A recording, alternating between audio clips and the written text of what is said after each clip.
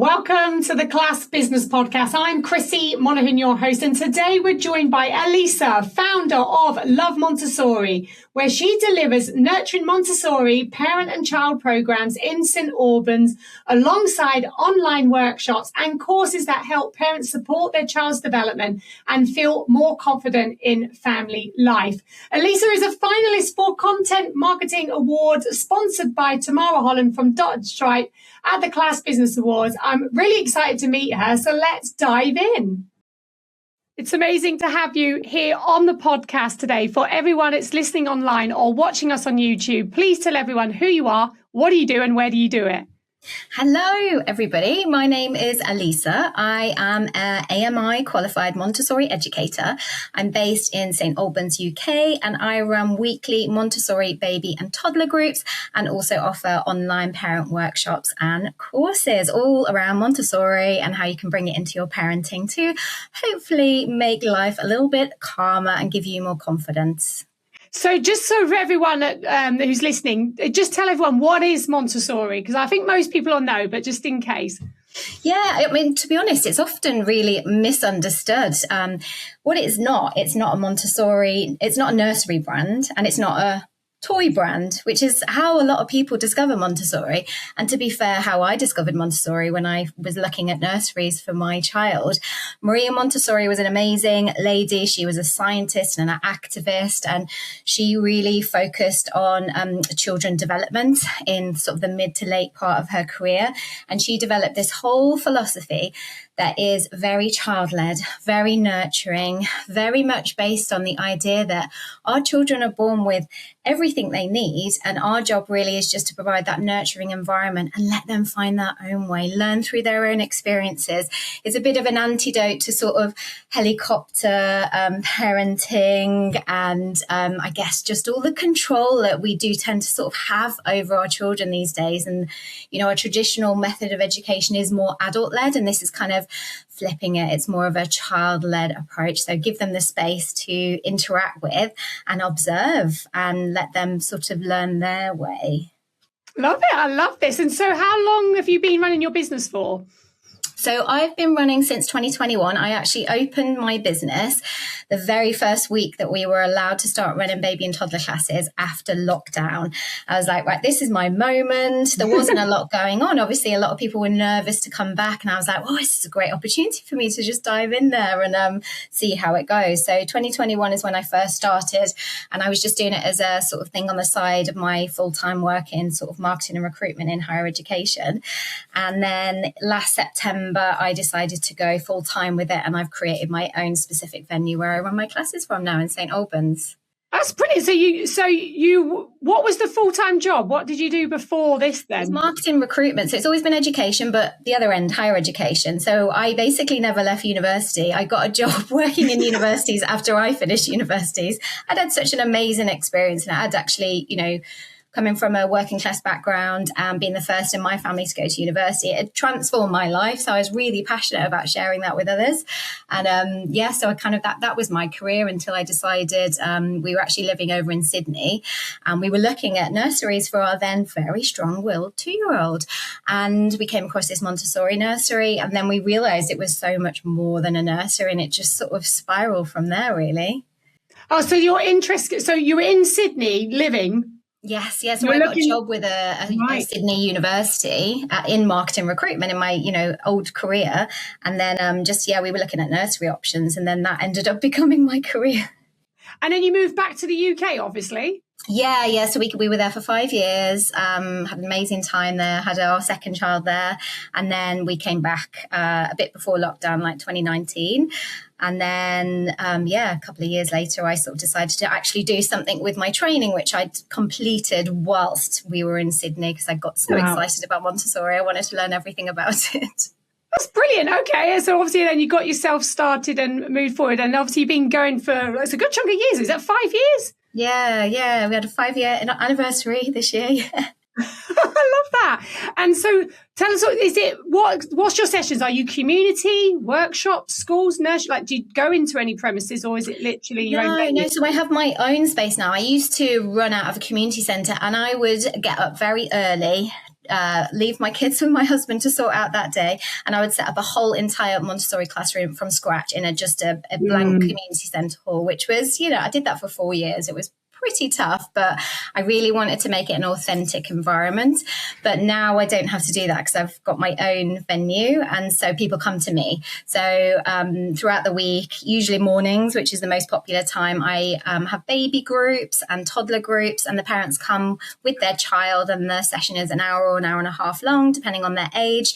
They basically independently interact with all the Montessori activities, and it's equal parts a lovely environment for your child, but parent education as well. So we're having lots and lots of chats about child development and challenges at home. And I'm offering tips and advice and strategies for, things that you can change at home that will make things easier for you. And I've tried and tested this on my own 2 children. They're 10 and 15 now. So I've had a fair bit of experience as an educator and as a mum using these principles. And I've just, found them to be transformational for my parenting. So I'm always really keen to just make life a bit easier for parents.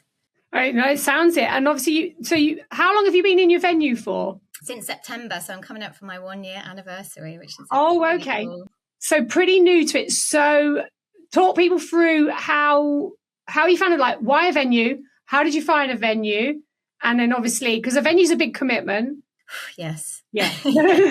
Cost. It's a big cost, and I never knew if I would do it. I always thought that would be a lovely thing to do, just to make it my own, to make it, a really welcoming place that just feels lovely for the parents as much as the children, where there's a kettle going and it's that familiar space. I've been able to decorate it in a way that just makes it look lovely as well, and aesthetically pleasing, which I think is important, if you want you spending week after week in there.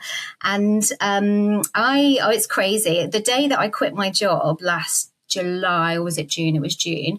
Me and my husband were kind of having a little walk around, and these premises on our actual street where we live became available to lease again. They had been available, and I'd been talking to the guy and mulling it over and not sure if this would be the right thing, but that just felt like an absolute message that this is right. And at that time, he'd also knocked through and cleared out all the junk that was in there from the, sort of the previous person had it set up very differently. And so I inquired, and I just decided to jump in, really. I'm quite a sort of an instinctive decision maker rather than the business planner with the spreadsheets. I just felt like the right thing to do, really.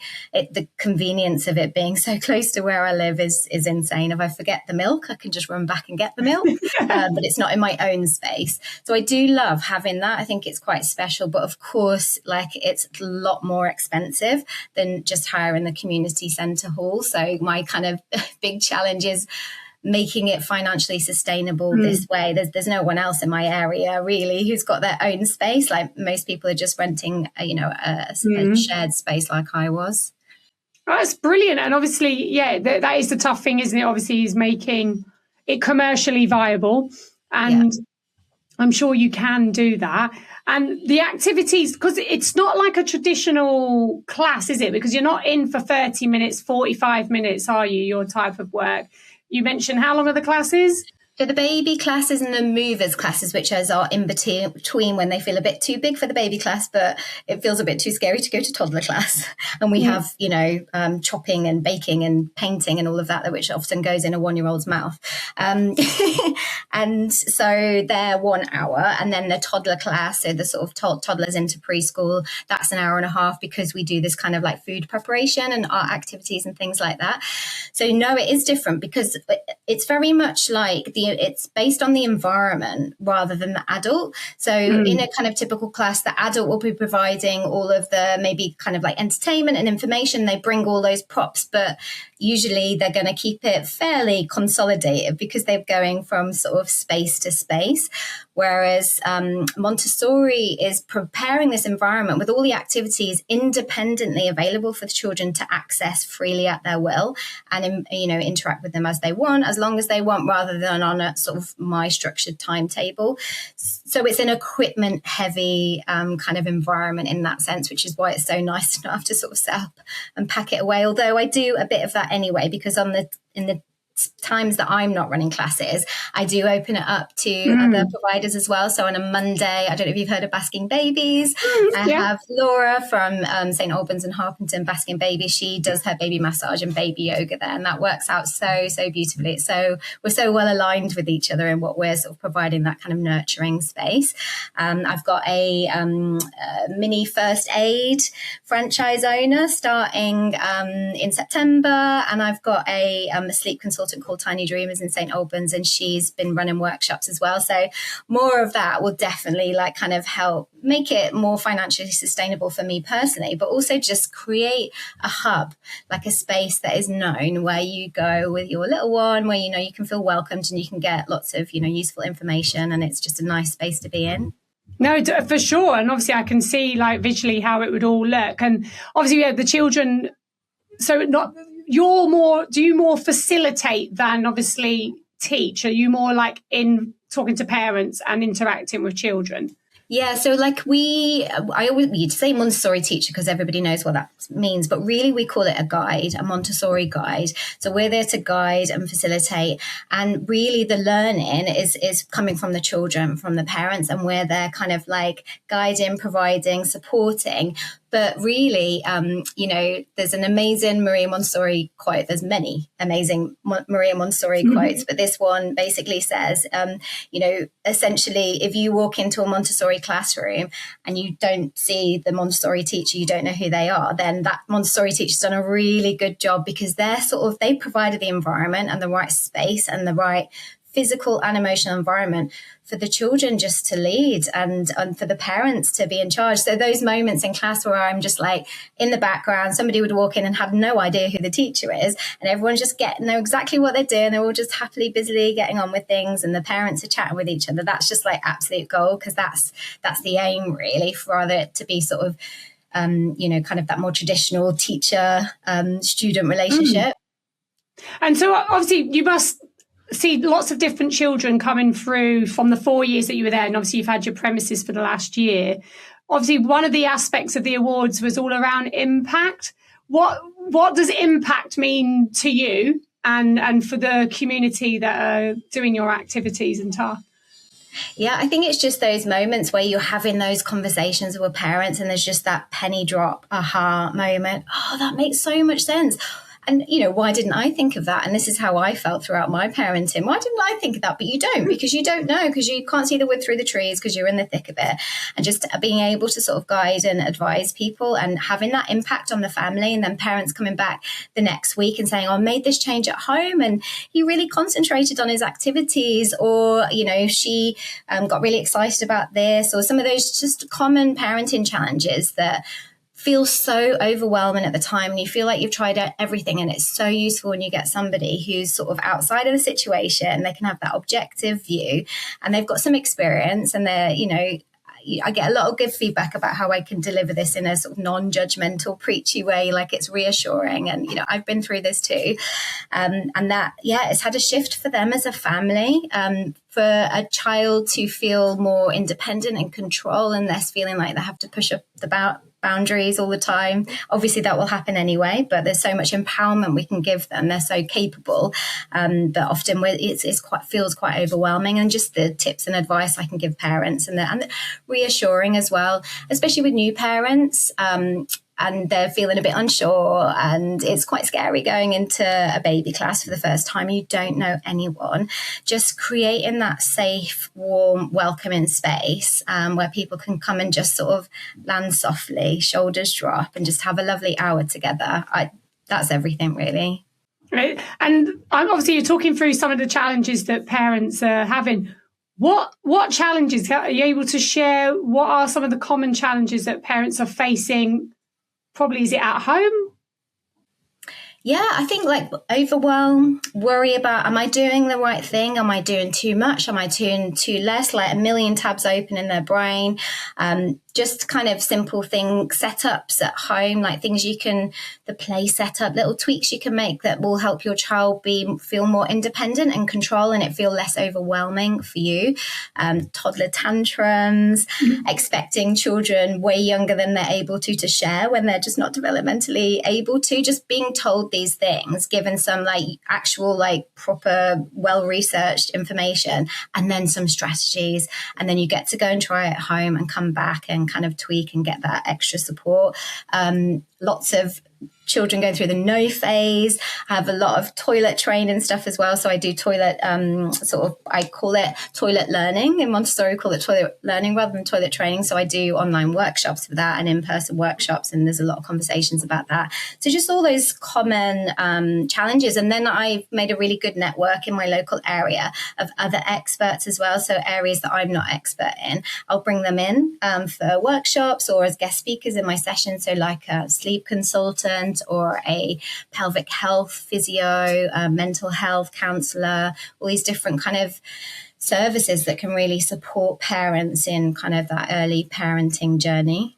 Brilliant. It sounds amazing. It sounds like a beautiful hub that you've created there, and it sounds like you're having loads of impact in your community. And obviously you're a finalist for the Class Business Awards. And so I do know that you were travelling when you got the news. I was like, what? What was she talking about?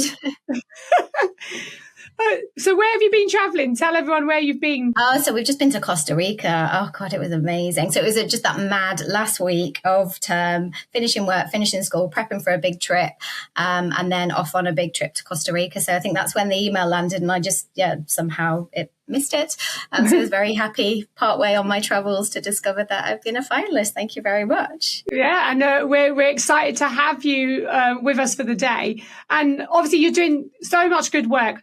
Where do people come and find out about your activities if they want to find out more about joining you? So you can head to my Instagram account, which is at Love Montessori, and you can head over to my website if you want to find out more about the classes. I'm developing more in the online space as well if you're not near to me in St Albans, and that is www.lovemontessori.co.uk. Perfect. And if a provider who's listening to this wants to learn more about securing a venue, because I know it's a dream of most providers, and they'd love to chat with you about the pros and cons, the risk, like all of that, where's the best place for them to get in touch? Yeah, so email me on lovemontessoriplaygroups@gmail.com. Very, very happy to help. Yes, it comes with highs and lows, because also on my trip to Costa Rica, I got a message from the lovely Laura at Basking Babies on a Monday morning saying there's a leak coming through the ceiling and I've had to cancel my classes, which is an absolute nightmare. Like, thank goodness she was there. I'm was so sorry for the mums who had to be sort of rescheduled to another day, but it would have been so much worse had she not gone in that day. And luckily it's all just the painter and decorator, they've just finished now and it's all ready for action again. But yeah, you're taking on those risks and those chances of things going wrong. Very luckily it didn't happen in the middle of term. But yeah, there we go. That's it. You've just got to kind of take the sort of rough with the smooth, I suppose. For sure. Well, I can't wait to meet you in October. And it's been great just finding out about you and the business and what Montessori is and how does it work. It just sounds such a lovely environment. And I did know about nurseries because obviously I've seen those in the past. Like my daughters are older, like they're 14 and 12. So actually 15 and 4, their birthdays are right now. So those nurseries didn't really exist when I was looking for stuff. And initially, I think just forest schools were just starting to emerge, and now they seem to be in a lot more places. But it's just great that you're providing a service like this, because you don't always see those types of activities. It is usually like traditional music classes and toddler tumble tots and stuff like that. So it's just a nice environment for children to explore. Yeah, it is. And I think, and a Montessori nursery might not be accessible to you. You might not have one nearby, or the fees might be too high, whatever the situation. But, what I always like to remind parents is you are their first teacher and home is their first learning environment. So you can have all the impact you want without having a Montessori nursery or school or a single Montessori toy, just by understanding the principles and, implementing that at home. My children go to mainstream school. They have been to Montessori school at times when they were younger, and we were over in Sydney where it was much more accessible. But there's so much you can do at home, and it's such a passion of mine. It's my thing. so proud to be able to do this for a living now. It's brilliant. It's amazing. Well, thank you so much for joining us on the podcast today. It's been great to speak with you, and I can't wait to see where you go in the next 12 months. Oh, thank you so much for having me.